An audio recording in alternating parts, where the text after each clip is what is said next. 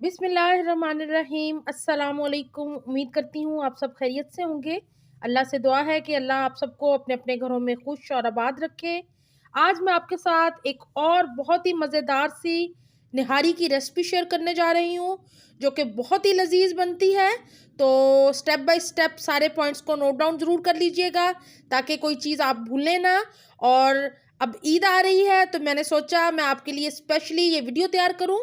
तो ईद स्पेशल निहारी की रेसिपी को ज़रूर फॉलो कीजिएगा, बनाइएगा और इन्जॉय कीजिएगा। और ये आप देख रहे हैं कि कितनी मज़े की बनी है। यहाँ पे मैंने तकरीबन 2.5 किलो गोश्त लिया है, बोंग का, मछली भी इसे कहते हैं। आप बुचर से कह के बड़े पीसीज इस तरह ले लीजिएगा। और इसको अच्छी तरह मैंने धो लिया है, ड्राई कर लिया है। अब इसका अगला स्टेप क्या है मैं आपको वो बता देती हूँ।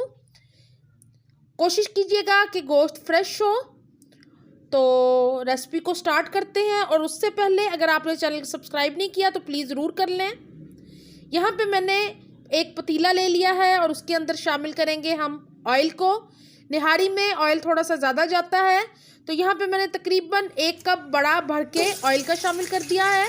और यहाँ मैं शामिल कर रही हूँ इसके अंदर गोश्त को। तो सारे पीसीज को शामिल कर देंगे ऑयल के अंदर।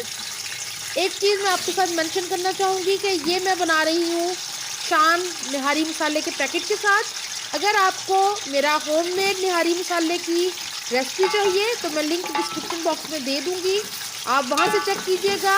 उस मसाले के साथ भी बहुत ही मज़े की रेसिपी बनती है, निहारी बनती है। लेकिन मेरे कुछ व्यूअर्स की ये रिक्वेस्ट थी कि आप पैकेट के मसाले के साथ बताएं, तो मैंने उनके लिए ये वीडियो तैयार की है। 2 टेबलस्पून मैंने लहसुन अदरक का पेस्ट शामिल कर दिया इसके अंदर।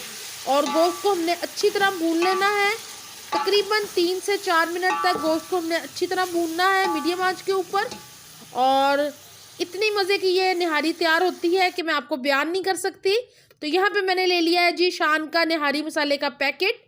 जितना गोश्त हो आप उसके हिसाब से मसाला शामिल करें, जितना आपको स्पाइसी या कम स्पाइसी खाना पसंद हो। तो मैंने, क्योंकि हम स्पाइसी कम खाते हैं, तो मैंने 1 पैकेट डाला है। अगर आप ज़्यादा मिर्चें पसंद करते हैं तो आप 1.5 पैकेट तक डाल सकते हैं इसके अंदर। तो अब मसाले के साथ मैंने इसको अच्छी तरह भून लिया है। 3-4 मिनट तक और इसको हम भूनेंगे, ताकि मसाले भी कच्चे ना रहें और गोश्त के अंदर अच्छी तरह मसाला लग जाए। अब मैं गोश्त भून लिया है मुकम्मल अच्छी तरह, 4 से 5 मिनट हो गए हैं मुझे। और अब मैं इसके अंदर शामिल करूँगी पानी। तो आपने जितनी निहारी गाढ़ी रखनी हो या जिस तरह का आपको इसका शोरबा पसंद हो, आप उसके हिसाब से रख सकते हैं। मैं यहाँ पे तकरीबन 8 गिलास पानी के शामिल कर रही हूँ, क्योंकि गोश्त ज़्यादा है। तो 8 गिलास पानी इनफ रहेंगे। 4-5 हरी मिर्चें मैंने साबुत ही शामिल कर दी हैं, काट के शामिल बिल्कुल नहीं करनी। इससे बड़ी अच्छी सी खुशबू आएगी और टेस्ट भी बड़ा निहारी का बढ़ जाएगा इससे। और अब मैं बाकी का पानी शामिल करने के बाद अब इसको कवर करके हम पकाएंगे।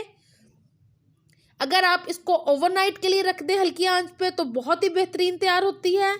लेकिन कम अज़ कम आप इसको 4 से 5 घंटे पकने का टाइम ज़रूर दें। उससे निहारी बहुत ही मज़े की बनती है, गोश्त अच्छे से पक जाता है, गल जाता है, और फिर आप इंजॉय कर सकते हैं मज़ेदार सी निहारी को। तो यहाँ पे मैं इसको कवर करके रख दिया है। तकरीबन आधा घंटा हो गया निहारी को पकते हुए, और ये देख रहे हैं आप बॉयल आना शुरू हो गया है और बहुत मज़े की लग रही है निहारी। तो अब इसको एक दफ़ा चम्मच हिला के दोबारा हम कवर करके रख देंगे और इसको 4-5 घंटे के लिए पकने देंगे। कवर लगा देती हूँ मैं फिर से दोबारा, और गोश्त के गलने तक, पकने तक हम इसको पकने देंगे हल्की आंच के ऊपर। तो यहाँ पे इसको कवर कर दिया मैंने, और अब मैं आपको दिखाती हूँ थोड़े टाइम के बाद। यहाँ पे मैंने 2 कप आटा लिया है और इसको अच्छी तरह भून लिया है मैंने फ्राइंग पैन में। आपने कभी भी इसके अंदर कच्चा आटा शामिल नहीं करना, ये प्लीज़ नोट डाउन ज़रूर कीजिएगा, क्योंकि कच्चा आटा शामिल करने से वो टेस्ट और मज़ा नहीं आता निहारी में।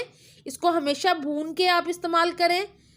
तो यहाँ पे मैंने इसको एक बाउल में निकाल लिया, इसको ठंडा होने देते हैं और फिर हम शामिल करेंगे इसको निहारी में। यहाँ पे मैंने 2 बड़े साइज़ के प्याज बारीक चॉप कर लिए हैं और इनको हमने फ्राई करना है गोल्डन ब्राउन क्रिस्पी होने तक। तो यहाँ पे मैंने प्याज को शामिल कर दिया कढ़ाई के अंदर और इसको हल्की आंच पे मैं फ्राई कर रही हूँ। और यहाँ पे देखें बेहतरीन सा हमारा प्याज क्रिस्पी सा गोल्डन रेडी हो गया है, बहुत ही मज़े का लग रहा है।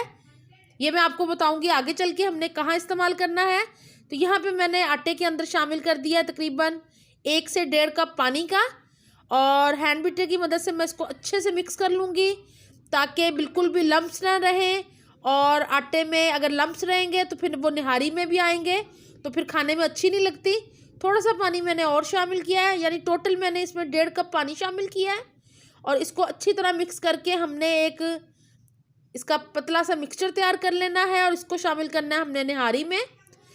4 से 5 घंटे हो गए हैं निहारी को पकते हुए, और आप देख रहे हैं कि जहाँ पे निशान था वहाँ से काफ़ी नीचे निहारी चली गई है।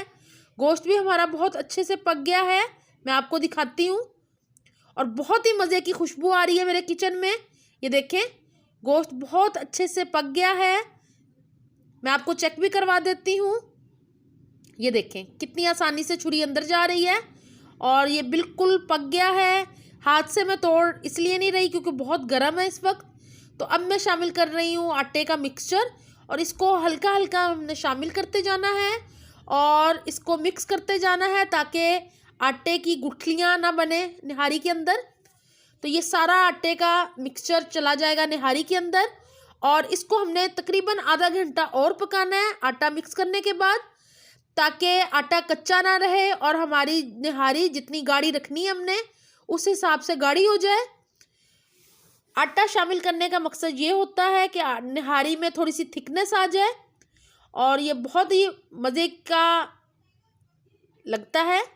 ये देखें निहारी गाढ़ी होनी शुरू हो गई है। अब इसको आधे घंटे के लिए हम पकने के लिए रख देंगे। थोड़ी देर पकेगी तो ये और गाढ़ी हो जाएगी।